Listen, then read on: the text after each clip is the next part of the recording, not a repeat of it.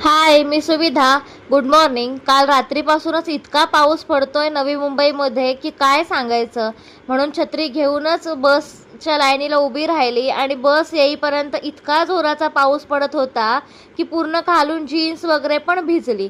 त्यानंतर ऑफिसला पोहोचली. सकाळपासून दिवस कामामध्ये कसा गेला कळलंच नाही. संध्याकाळी ब्लॅक कॉफी घेत घेत आम्ही काम करत होतो. उद्या सॅटर्डे असल्यामुळे क्लायंटची मीटिंग आहे. त्यासाठी आम्ही दोघीजणी एकाच प्रोजेक्टवरती काम करत होतो. ती मला इलेव्हेशन बनवून देत होती, माझी कलिग, आणि मी त्याची पीपीटी वगैरे बनवून प्रिपेअर करत होती. कारण का डिस्कशन आहे, त्याच्या आधी सगळं आपलं काम कंप्लीट व्हायला पाहिजे म्हणून. आणि असं काम करत करत दिवस कसा संपतो कळतच नाही. संध्याकाळी नाश्त्यामुळे समोसा रगडा मागवला होता आणि माझ्याकडून थोडासा तो खाली सांडला सुद्धा. मी पहिल्यांदा समोसा रगडा खाल्ला होता, तर म्हटलं चला थोडंसं कामातून ब्रेक घेऊया आणि स्नॅक्स खाऊन घेऊया. पण चांगला होता टेस्टला.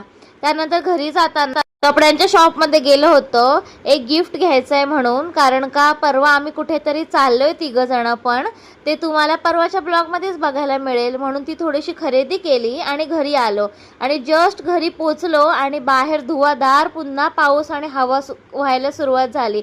म्हणजे लिटरली 5 मिनिटासाठी आम्ही वाचलो, नाहीतर आमचा पूर्ण गोविंदाच झाला असता. त्यानंतर जेवण वगैरे झालं, घरातली सर्व कामं आवरली आणि स्मरणीचा अभ्यास घ्यायला बसली. कारण का स्मरणीची एक्झाम आहे. मी तुम्हाला सारखं सारखं तेच सांगते, पण माझ्या डोक्यात पण सारखं तेच आहे की स्मरणीची एक्झाम आहे. युनिट टेस्ट आहे तरी त्यांना खूप सारं पोर्शन आहे. बापरे, कसं स्मरणी करणार आहे काय माहिती. आणि असा होता माझा आजचा दिवस. बाय.